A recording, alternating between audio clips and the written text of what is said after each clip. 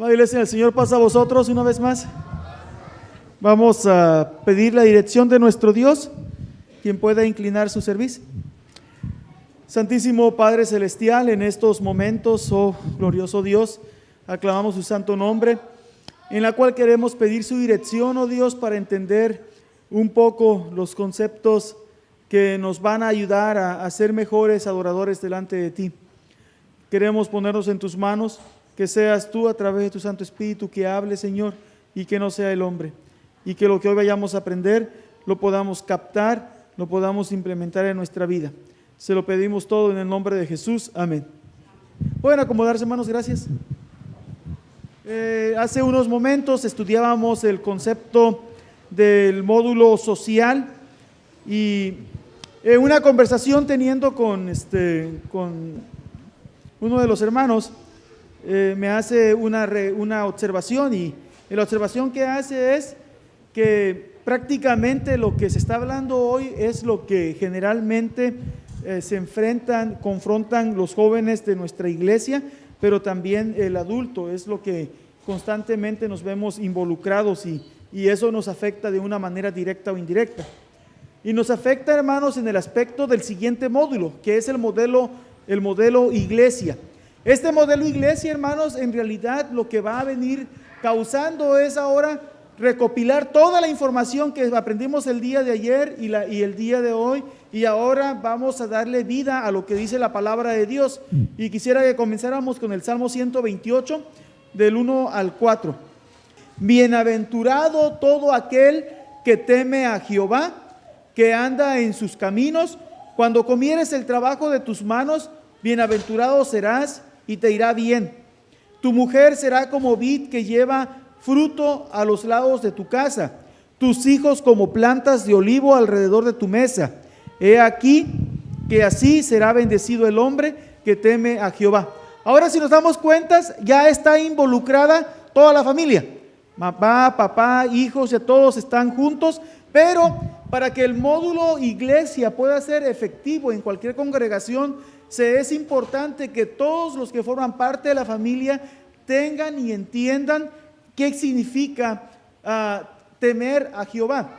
Y el temor a Jehová, hermanos, es una parte importante en la vida de cada persona. Para que podamos ser cristianos efectivos y honestos, tenemos que entender qué significa la palabra el temor a Jehová y cómo la podemos aplicar en nuestra vida. En este modelo iglesia se va a explorar las diferentes áreas de importancia que ayudarán a los miembros de la familia a ser más espiritual. Este modelo tiene una influencia teológica donde cada miembro de la familia cumple con una función específica que se le ha sido otorgado.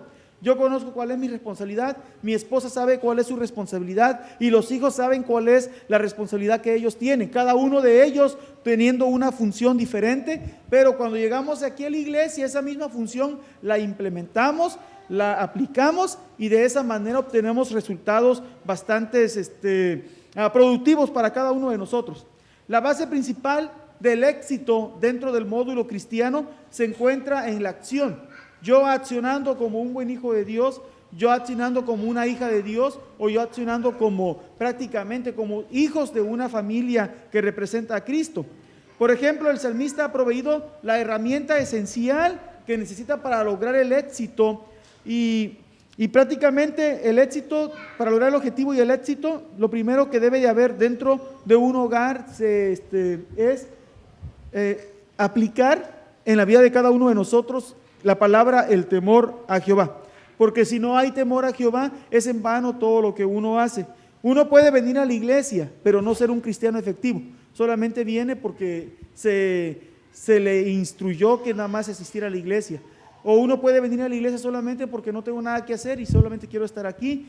En cierta ocasión una persona en cierta iglesia dice: yo solamente vengo a la iglesia porque me dan de comer, nada más era el único propósito, ¿no?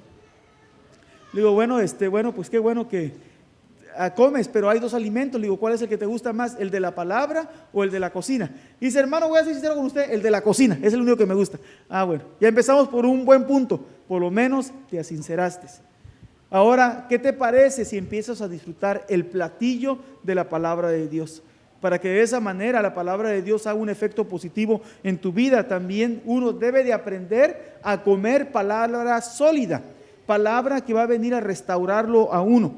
Entonces, si una persona, hermanos, no sabe qué es tener el temor a Jehová, lógicamente, hermanos, no va a poder ser un cristiano efectivo ni un cristiano producente dentro de la iglesia.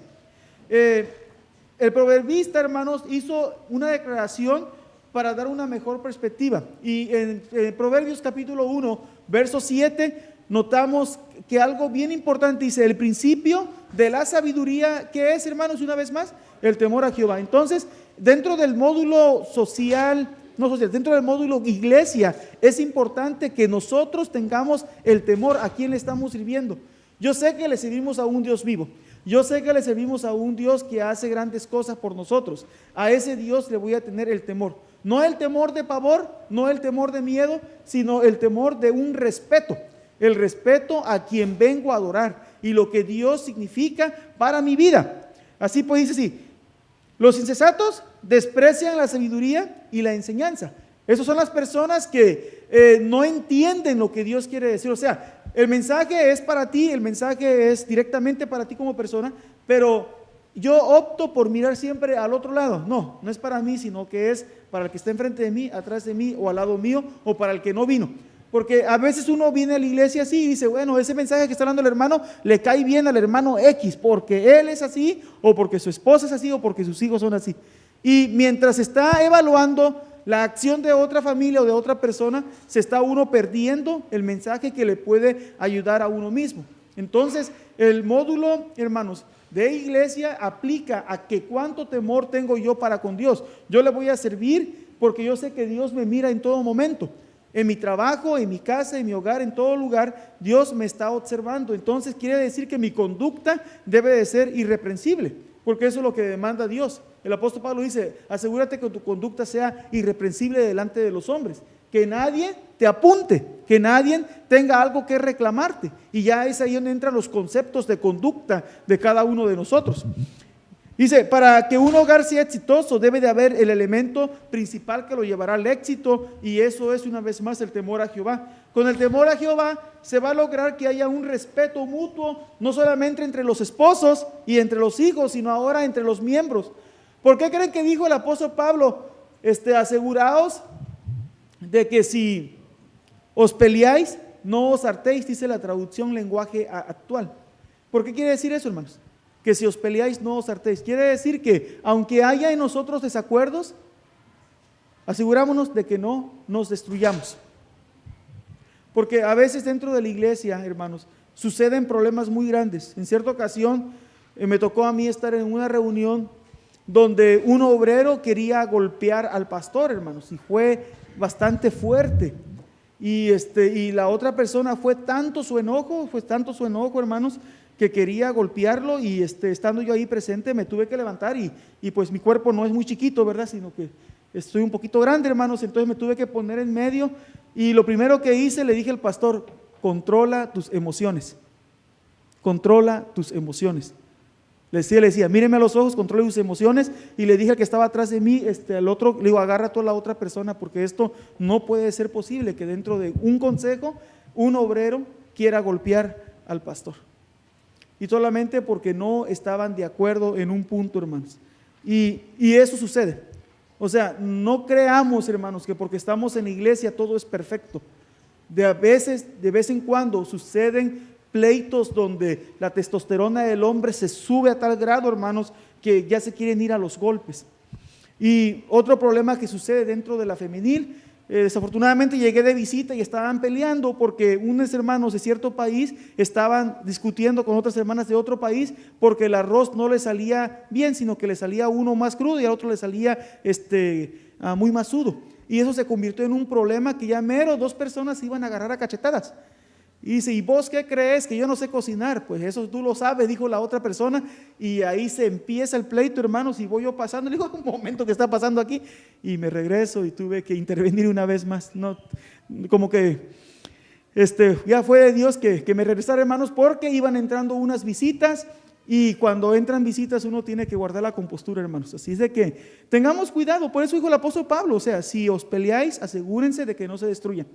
Asegúrense. Podemos tener desacuerdos, aceptado, pero que no nos lleve al enojo, ni al odio, ni a los golpes. Eso es bien importante. El módulo iglesia a veces lo podemos hacer muy perfecto, pero muchas de las veces nos podemos olvidar y surge la humanidad y empiezan los pleitos.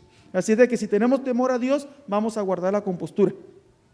El modelo familiar iglesia permite que la familia cristiana viva en unidad. Primeramente, la unidad que se vive en el hogar trae una mejor comunión dentro de la iglesia. Hace 20 años, hermanos, trabajamos un lema en Los Ángeles que se llamaba Familias Unidas, Iglesias Fuertes.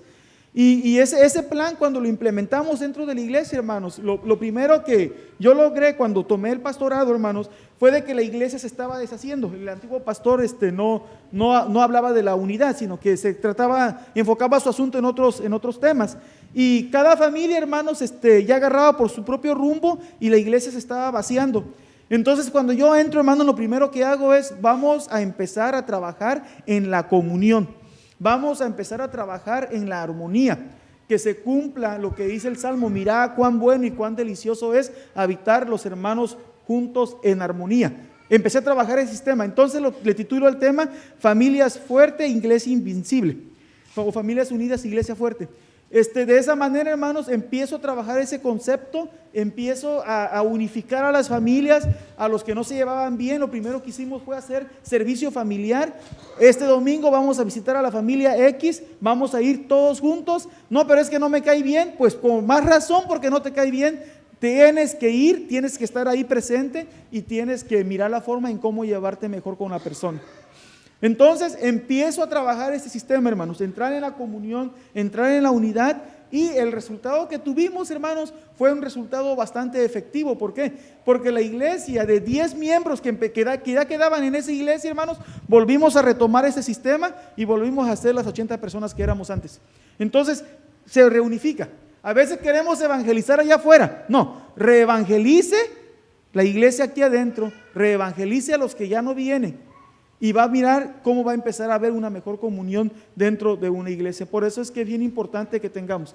La iglesia está unida, la iglesia está fuerte, entonces las familias también van a permanecer de esa manera. Por otro lado, cuando se hace de la familia y de la iglesia algo efectivo, hermanos, crece una bienaventuranza viva y efectiva para todos los miembros. La iglesia se bendice, las familias son bendecidas. Por eso decía el Salmo que era bienaventurado todo aquel que teme a Jehová. Un hogar que teme a Jehová entra en esa bienaventuranza. El hombre sabe su función, la mujer sabe su función y los hijos saben su función. Y dentro de la iglesia, cada uno de nosotros trabajamos, nos ponemos a la orden del pastor, le decimos: pastor, aquí estoy listo, ¿en qué te puedo ayudar? Sin necesidad que el pastor pida voluntarios, la misma persona se está acercando al pastor a ponerse al servicio. No tenemos que andarlos correteando, no. Los mismos hermanos se acercan para decir: úsame, ¿en qué puedo servirte? Y así, de esa manera, hermanos, la iglesia empieza a crecer de una mejor manera. Este modelo de la familia, hermanos, nos da la oportunidad de explorar las diferentes áreas de interés, como la relación espiritual de los miembros de familia y la responsabilidad de servir en el ministerio con sencillez y devoción. Pues eso quiere decir de que yo voy a hacer mejor las tortillas que el otro, ¿no, hermanos? Eso quiere decir de que yo puedo trabajar dentro de la iglesia desde doblar las sillas hasta pasar la aspiradora, o hasta barrer, o hasta limpiar, o aquí en este caso, pues quitar la nieve, ¿no?, con la pala, o como sea que se haga el asunto así, pero todos haciéndonos, hermanos, responsables de llevar adelante la iglesia, trabajando en esa unidad en pensamiento y en como una comunidad bastante bonita.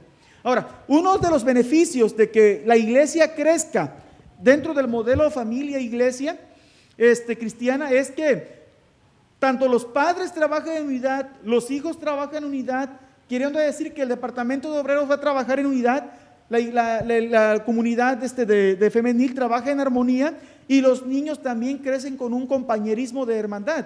Y eso es lo que empieza a generar. Nuestros jóvenes Ya crecen con los demás jóvenes, pero se miran más como parte del vínculo familiar, más que de un vínculo cristiano, más como un vínculo familiar. Se desarrollan programas de unificación, se desarrollan devocionales dentro de las familias, donde ambos padres se convierten en modelos de inspiración, tanto para los hijos como también para las personas que nos rodean. Una vez dijo mi hermano: David, tú eres una inspiración para mí. Y le digo: ok, qué bueno que lo soy, pero ahora quiero que me imites entonces. Te quiero temprano en la iglesia, te quiero que dejes de hacer esto, que dejes de hacer lo otro, y necesito que estés aquí. Bueno, dice, algún día lo haré. Entonces no soy inspiración para ti. Cuando yo sea inspiración para ti, aquí te voy a mirar. 5 años después, hermanos, ya está en la iglesia, se casó, trajo a su familia a la iglesia, y ahorita, bendito sea Dios, está trabajando en el departamento de música.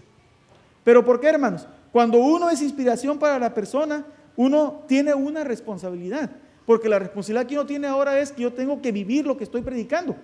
Y la gente nos está observando y nos está evaluando. Si yo no me evalúo, la gente sí nos lo está haciendo. La iglesia nos lo está diciendo a nosotros los pastores.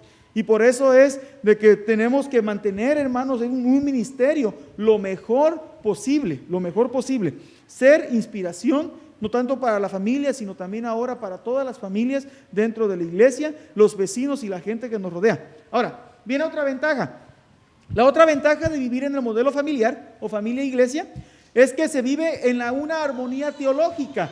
El mismo Espíritu moviéndose en la vida de cada uno de nosotros, trabajando en la unificación. Lo ideal es que se desarrolle un compañerismo. Y esta palabra compañerismo, hermanos, a veces no se nota en muchos lugares. He llegado a iglesias donde las personas están divididas. Quiere decir que aquí está un grupo, acá está otro grupo, acá está otro grupo, y se hacen pequeños grupos dentro de la iglesia. Y aquí me viene la pregunta donde Pablo dice: ¿estará Cristo dividido? Porque he notado que algunos son de Apolos, que otros son de Silas, que otros son de Pablo y otros que son de Jesucristo. Y entonces Pablo se molesta en el aspecto de que dice: ¿a poco todos ustedes fueron bautizados en el nombre de Apolos o fueron bautizados en el nombre de este? No, todos fuimos bautizados en el nombre de Cristo. Entonces, termínense todo esto y entren en una comunión. Y esto es lo que el modelo familiar, hermanos, cristiano, o el modelo iglesia, trata de enseñarnos a nosotros. Trabajar en el compañerismo. ¿Por qué en el compañerismo, hermanos? Como buenos compañeros, como buenos misioneros de la obra de Dios, cada uno de nosotros trabajamos con un propósito. ¿Y cuál es el propósito que nos mueve, hermanos? Predicar las buenas nuevas de salvación a otras personas. Yo ya soy salvo, ya lo entendí, ya me bauticé, camino en el Espíritu, pero ahora mi intención va a ser ayudar a que otros caminen y vivan de la misma manera. Así que la armonía teológica a eso nos lleva. La idea es que se desarrolle el compañerismo dentro de la congregación, trabajando en unidad con el pastor y la directiva. Qué triste es cuando en una iglesia hay familias que no quieren al pastor por X razones. Número 1, hermanos, los pastores son electos. No sé cómo sea aquí en New Jersey, pero allá en California son electos. Todos los pastores son electos. ¿Cómo trabaja aquí, hermanos? ¿Aquí trabaja diferente? Ok. Entonces, en el módulo de aquí tal vez sea un poco diferente, pero al mismo tiempo, hermanos, cuando alguien no está de acuerdo con un pastor, ¿qué es lo que tiene que hacer? Hable con el pastor. Creo que si hablando se entiende la gente, ¿no? Le puede decir: ¿sabe una cosa? Esto es lo que pasa. El pastor va a tener la oportunidad también para presentar su punto y pueden trabajar en compañerismo. El compañerismo nos ayuda a que cada uno de nosotros, hermanos, podamos trabajar mejor con las demás personas. Esto es lo que yo hago, hermanos. Dentro de la iglesia, a final de cada año, yo le digo a los hermanos: les voy a dar una hoja. En esta hoja ustedes van a poner todos mis defectos, pero también quiero que me pongan todas mis virtudes. Y quiero que me pongan qué áreas necesito yo mejorar para trabajar mejor, para funcionar mejor. Entonces, hermanos, ¿por qué hago eso, hermanos? ¿Por qué? Porque quiero saber cuál es el descontento de la iglesia. Y digo, en su evaluación, no pongan su nombre porque tampoco quiero agarrar represalias ni nada por el estilo. Así que de esa manera, desafortunadamente, hermanos, pues conozco el gen ready de todas las personas, ¿verdad? Pero lo que yo hago es que le doy la oportunidad que la iglesia exprese. Y ya miro ahí: hermano David, necesitas sonreír más porque eres muy serio. Luego, ahora, ok, ese fue mi propósito, pues que me miran sonriendo más. Me dijeron que tengo que sonreír más. Y eso es lo que estoy trabajando ahora, sonreír más. Le contaba al hermano Josías que yo crecí en un sistema militar con una cara muy restringida, y mi esposa me dice: vos sonreí, hombre. Me dice: todo serio que te mirás. Y le digo yo: Bueno, pero ¿qué quieres que haga? No, reíte, me dice. Y ahora estoy aprendiendo a sonreír, pero que mi sonrisa sea genuina. Y eso es lo que la iglesia me pidió. Responsabilidad no, hermanos, porque gracias a Dios me gusta ser responsable y ser puntual. Pero lo único que me dijeron, sonríe, sonríe, sonríe. Cristo te ama, ¿verdad? Y eso es lo que estoy trabajando. Yo sé que para el próximo año la iglesia va a pedir algo más, una virtud diferente. ¿Por qué, hermanos? Porque somos imperfectos. No siempre vamos a alcanzar el 100% de las expectativas de la congregación, no.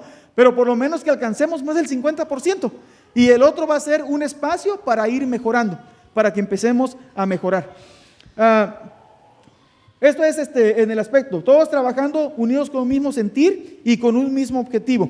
Y esto nos lleva a darle cumplimiento a Efesios 4:13. ¿Cómo dice? Hasta que todos lleguemos a la unidad de la fe, que es lo que estamos haciendo ahorita, del conocimiento del Hijo de Dios, que es lo que hemos venido haciendo desde ayer, a un varón perfecto, a la medida de la estatura de la plenitud de Cristo. Ese es el objetivo final de como iglesia, del módulo iglesia.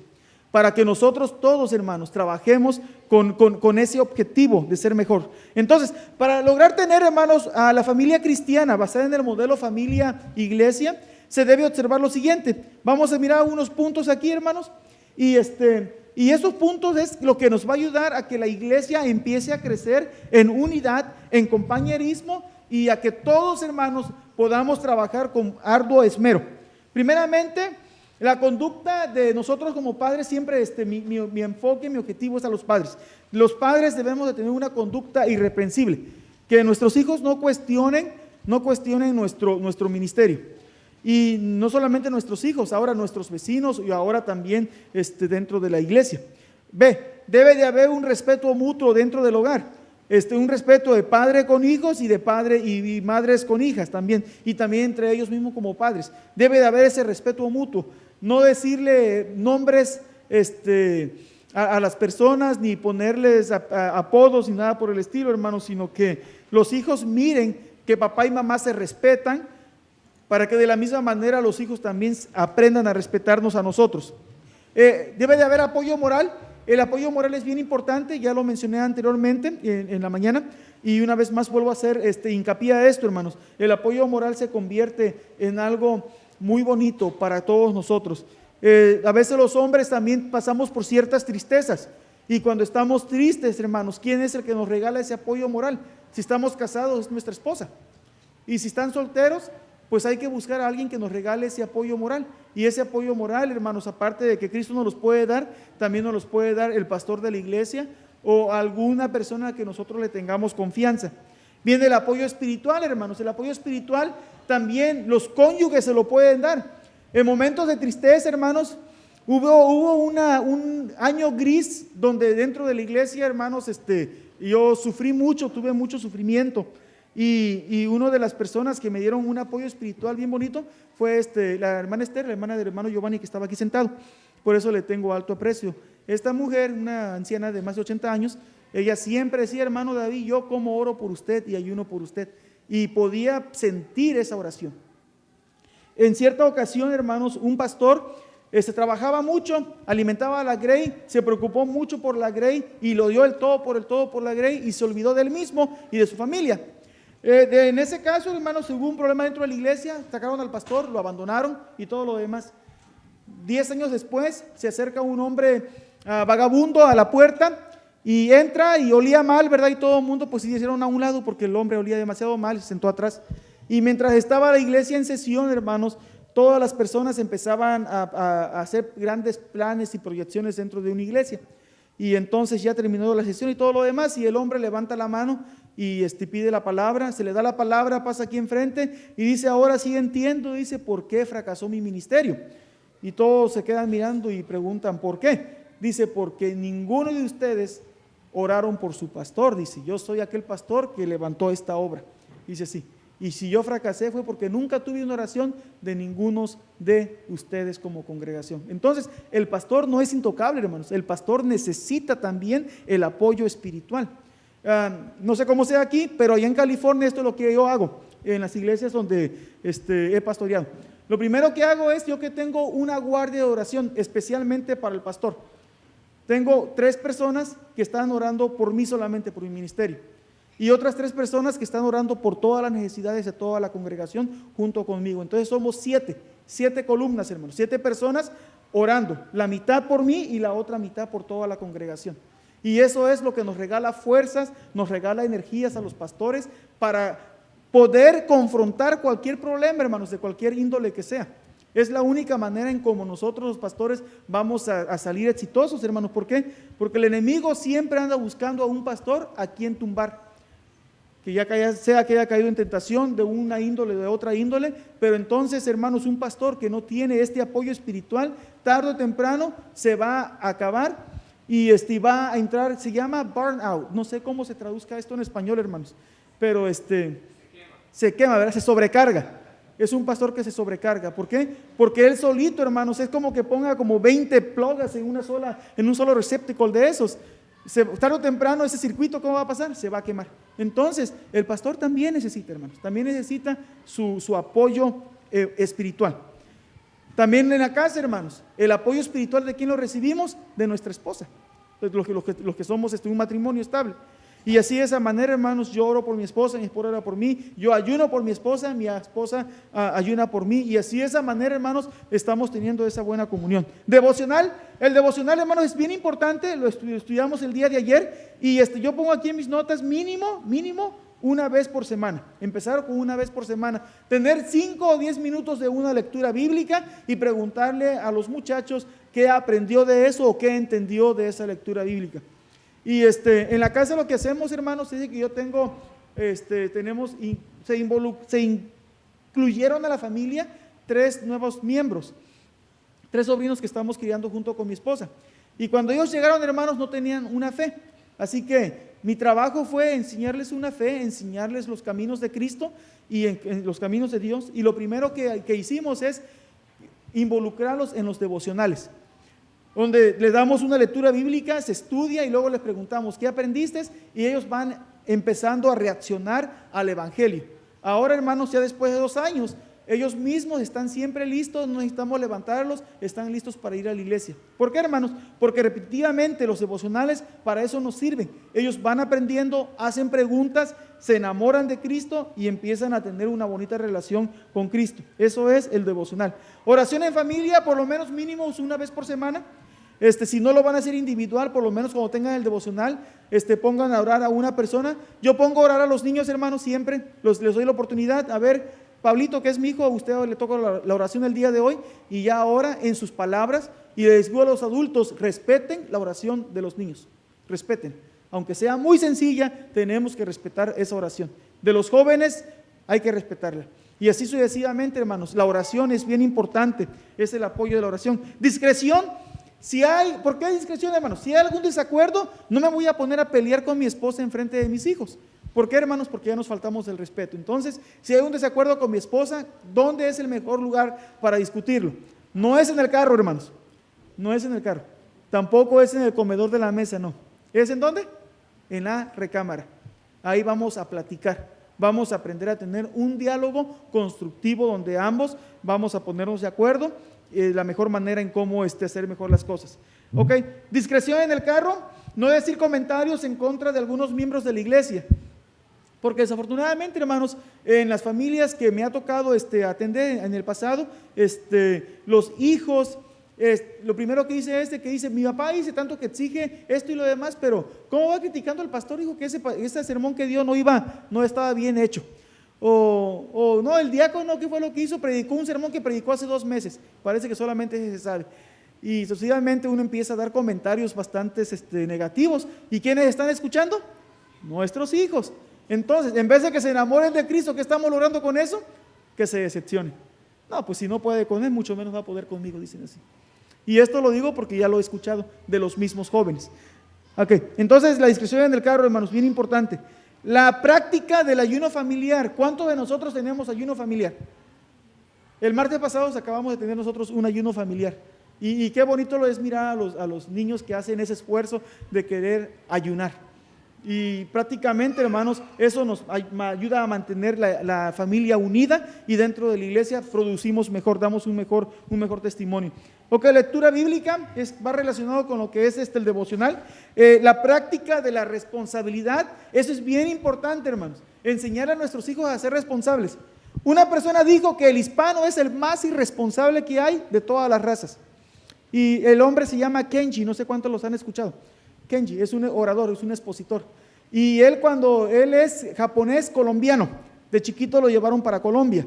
Y el hombre dice, no es que los hispanos no sean inteligentes, sino que ellos son haraganes y son irresponsables. Y yo me quedé pensando, no todos somos así. Algunos sí tenemos buena disciplina y algunos sí somos muy responsables. Pero el hombre habló en su conferencia que él da en la Universidad de Colombia, hermanos, él hace este énfasis, diciendo, no que esté criticando, sino que nos está diciendo el potencial que hay dentro de nosotros para mejorar y para hacer cosas que el japonés no logra. Y él en su exposición que él da dice, el japonés no es inteligente, es disciplinado. Y él es famoso por esta frase, la disciplina vence la inteligencia. Él es famoso por esa clase, la disciplina vence la inteligencia. Entonces, ¿qué quiere decir, hermanos? Que nosotros debemos de ser responsables, enseñar la responsabilidad, enseñar a nuestros hijos a que cuando se les dé una cita, que la cumplan, no llegar tarde, hermanos. Eso es lo número uno, es lo que yo he venido batallando también con algunas personas. Antes me irritaba, ahora ya no, ahora le digo, bueno, lo bueno es que ya llegaron, pero procuren llegar más temprano. Procuren llegar más temprano. La responsabilidad es bien importante. Porque yo digo esto, cuando uno llega tarde del trabajo, ¿qué pasa, hermanos? ¿Cómo está el supervisor? ¿Verdad que lo regañan a uno? Y si no, hasta lo pueden a uno correr, ¿verdad? Entonces, tenemos una cita aquí ¿con quién, hermanos? No conmigo, no con el hermano Josías, no, con Dios. Tenemos una cita con Dios. Y eso significa, hermanos, que nosotros como hijos de Dios debemos que darle al Rey de Reyes y Señor de Señores lo mejor de nosotros. ¿Me explico, hermanos? Así es de que esto de la responsabilidad es bien importante, que es otro tema también. Evitar el extremismo, eso también es algo que debemos de considerar, evitar el extremismo y usar la prudencia. Y el capítulo 2, 3 y 4 y 5 de Proverbios nos enseña acerca de la prudencia de una manera exquisita y muy bonita. Cuando tengan tiempo, léanlo, hermanos, y se van a dar cuenta cómo trabaja la prudencia y nos va a ayudar a ser mejores personas. Practicar la empatía. ¿Por qué, hermanos? La empatía, ¿sabe a qué nos ayuda? Yo no sé aquí cómo sea, pero en la iglesia ya se recogen las ofrendas de amor. Y cuando se recogen las ofrendas de amor, hermanos, déjenme decirle, a pesar de que somos muy poquitos y solamente somos 5 personas las que diezmamos porque somos pocos, pero déjenme decirle que dentro de la iglesia tenemos una bendición bien grande de que los hermanos son bien dadivosos. O somos, pues me voy a incluir. Somos bien dadivosos. ¿Por qué? Porque siempre miramos la necesidad de la otra persona. No decimos, no, pues ese no es problema mío, es problema de él o problema de ella. No. La empatía es bien importante, hermanos. ¿Se acuerdan por qué Jesucristo actuaba como actuaba? Cuando le dijo, vende lo que acaba de dar la persona y repártelo entre los pobres. Esa es la empatía. Darle el amor a la otra persona, ayudar a la otra persona. ¿Y qué fue lo que dijo Judas? No, dice, con ese dinero, dice, ¿son cuántos denarios? No me recuerdo bien cuántos, 300, ¿eh? Son 300 denarios, dice, sí, mejor echémoslos al tesoro de la iglesia. Y la pregunta es, ¿al tesoro de la iglesia o al bolsillo de Judas? Pero bueno, eso es otro tema.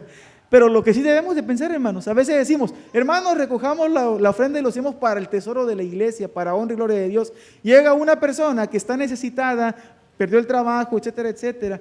Y hermanos, ayúdenme con algo, sí, se recoge una ofrenda y nomás se recogieron $20. Qué triste, ¿no? Qué triste es que la iglesia no practique la empatía. Y entonces, al ser empáticos, hermanos, es ponerme yo en la necesidad de la otra persona. ¿Por qué digo esto? Porque yo no era empático, hermanos. Yo tuve que aprender a hacerlo. Mi esposa me ayudó a ser una persona que pudiera sentir la necesidad de la otra persona. Y lo logré, bendito sea Dios, porque pude mirar cuando las otras personas están en necesidad, poder desprenderme de la bendición que me da para darlos a las demás personas. Entonces, practicar la empatía. Practicar los módulos de comunicación efectiva. Prácticamente es hablar el mensaje de una manera directa y clara y con objetivo. para que de esa manera, hermanos, nosotros podamos entender qué es la necesidad que se debe de tratar. Así pues, de esa manera, es directa y efectiva. Ahora, guiar a los hijos a que se enamoren de Cristo, no que sientan la iglesia como una carga, sino que la iglesia sea una bendición. Que digan, ya llegó sábado, tengo que ir a la iglesia. No, no tienes que ir a la iglesia si no quieres, sino que vas a ir a la iglesia, ¿por qué? Porque deseas hacerlo. Y así de esa manera, cuando a nuestros hijos se les enseña a ir a la iglesia porque es una necesidad espiritual, déjeme decirle que es más productivo. Los muchachos crecen, se enamoran de Cristo y ellos son los próximos ministros, los próximos pastores. El hermano Israel Steinmetz, creo que lo conocen algunos de ustedes, él escribió un artículo donde menciona de que hay pocos pastores jóvenes. Hace 5 años cuando él escribió el artículo, yo era uno de los ministros más jóvenes que habían. Prácticamente yo soy mayor que él por 1 año. Entonces él en sus estadísticas que sacan a 2 ministros jóvenes, era él y era yo en aquel tiempo, que estábamos en los 30 en aquel tiempo. Entonces me quedo yo pensando, le digo yo, es cierto, cuando miro a los muchachos, casi la mayoría de ellos, hago una pregunta, ¿cuántos de los que están aquí desean un ministerio, un obispado? Porque el apóstol Pablo, ¿cómo dice? El que busca obispado, buena cosa desea, ¿verdad? Entonces, ninguno de los muchachos, hermanos, de los 125 jóvenes que estaban ahí tomando el seminario conmigo, ninguno levantó la mano. Entonces cambié la pregunta, ¿a cuántos de ustedes les gustaría ser un siervo de Dios? Y ya levantaron ahí la mano. Ok, entonces la pregunta sería, ¿cómo es que tú deseas servir? No, pues yo deseo servir en esto, ok. Entonces, si tú quieres servir de esto, esta es la carrera que debes estudiar. Ahí estoy involucrado. Y ya sucesivamente, tuve que mirar la forma en cómo despertar el interés de los jóvenes para servir en la iglesia. Después de eso se me acerca un joven y dice, hermano, yo trabajo de trabajadora social, pero no sé cómo implementar eso dentro de la iglesia. Le digo, tenemos una minita aquí, vente, yo te voy a decir cómo vas a aplicar lo que tú has aprendido en la universidad, cómo lo vas a aplicar aquí, vas a hacer esto y esto y esto y esto y esto. Y ahora esa iglesia, hermanos, tiene una muchacha más activa, tienen un programa de innovación bien bonito para los jóvenes. Después de ahí, hermanos, hubo otra persona que era psicóloga en el país de donde ella venía. Le dije, ok, vas a trabajar con la femenil y vas a trabajar en la depresión en la mujer después de los 45 años. Y este es el programa que vas a implementar. Tú conoces el material y esto es, ahorita, hermanos, ya hicieron un programa de apoyo de femenil en todas las iglesias. Todas las iglesias. Hay un grupo de personas que dicen, hermanas, si tienes algún problema, llámanos por teléfono y te vamos a ayudar. Pero ahora se están metiendo en un problema que vamos a trabajar un programa de ética, cómo trabaja la ética, cómo la vamos a poner y así de esa manera evitar que la iglesia caiga en una posible demanda, porque pues afortunadamente algunas personas sacan provecho de eso. Entonces, estamos trabajando en este modo. Nos damos cuenta ahora de que tal vez yo no puedo ser un ministro o un pastor, pero sí puede ser un buen colaborador y todos trabajando, guiando a nuestros hijos a que se enamoren de Cristo. ¿Por qué? Porque ellos van a seguir adelante el trabajo de nosotros. ¿Y cómo lo vamos a lograr, hermanos? Digamos, yo soy un programador, ¿cómo voy a hacer si yo soy un programador de informática o en computadora? Ese trabajo, hermanos, es excelente porque aquí dentro de la iglesia lo podemos implementar. ¿Para qué? Para proyectar en vivo, para mandar el evangelio, hermanos, a través del internet a las personas que no vienen a la iglesia, pero que son parte de la iglesia virtual. ¿Cuál es la iglesia virtual, hermanos? La que está en línea, la que se mira a través de Facebook, la que se mira a través de YouTube, todo eso, hermanos, utilizar todas las herramientas necesarias. Y para eso necesitamos ¿a quién? A un programador. Necesitamos a una persona que sepa utilizar bien la computadora. ¿Para qué? Para poder llevar ese mensaje al aire a las personas que no pueden venir a una iglesia y que están en sus casas. Así sucesivamente, hermanos, el tema podemos expandernos y el tiempo está avanzando. Entonces, practicar los módulos de comunicación, evitar la imposición del extremismo, ya lo miramos eso, y el dogmatismo, hacer del modelo social una herramienta positiva para ser fiel a Dios. Ya notamos cuáles son los peligros, ahora la prevención. ¿Cómo es que vamos a prevenir de que nuestros jóvenes sean víctimas de la influencia posmoderna? Y vivir lo que uno predica, ya lo mencioné, uno debe de ser sincero, debe de ser genuino para alabar a nuestro Dios. Y el último, hermano, es expulsar los ídolos dentro del lugar. Pero yo soy cristiano, no tengo ningún ídolo. Déjeme decirle que a veces tenemos muchos ídolos. Y los ídolos, hermanos, puede ser de algo muy mínimo que uno tenga. Por ejemplo, hay personas que me ha tocado a mí mirar de que quieren más al carro que a la mujer. Me ha tocado mirar personas que quieren más las herramientas que a los hijos. ¿Han escuchado la historia de una niña que no tiene manos? Dice que estaba un señor lavando su carro y viene la niña y empezó a rayar ¿cómo se llama? La troca del señor. Entonces el señor se enoja tanto, la agarra y le pega bien fuerte en las manos, pero de una manera que le lastimó las venitas, las manos se le secaron, hermanos, y le tuvieron que cortar las manos a la niña. Y entonces después de un par de años, hermanos, la niña le dice, papá, dice, sí, ya se le quitaron las rayas a tu troca, dice, sí, ahora dime cuándo me van a crecer mis manitas.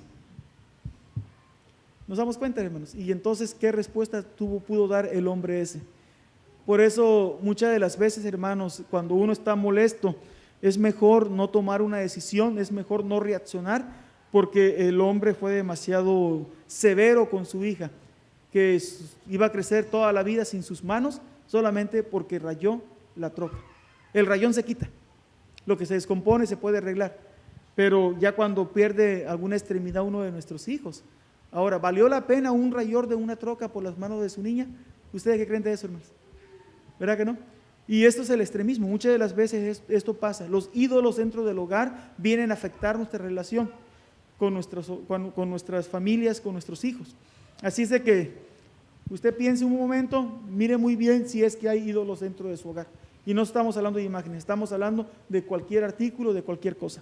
Entonces, la meta final del módulo familiar Iglesia Cristiana es tomar el vínculo familiar, que uno pueda optar por imitar la conducta de Josué.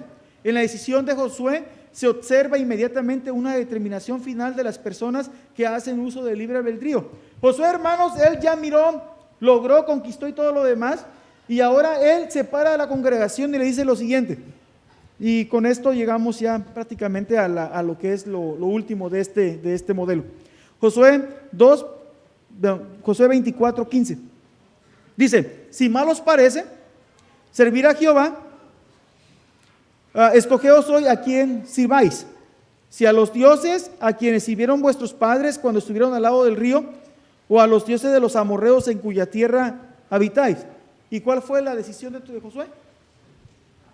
Dice, pero yo y mi casa serviremos a Jehová. Entonces, el modelo iglesia, hermanos, es tomar esa decisión, tomar la decisión para poder servir a Jehová y llevar a nuestros hijos, guiarlos a que ellos puedan enamorarse fielmente de nuestro Dios. Para finalizar, en tiempos modernos es importante vivir en plena fidelidad con Dios, es número uno.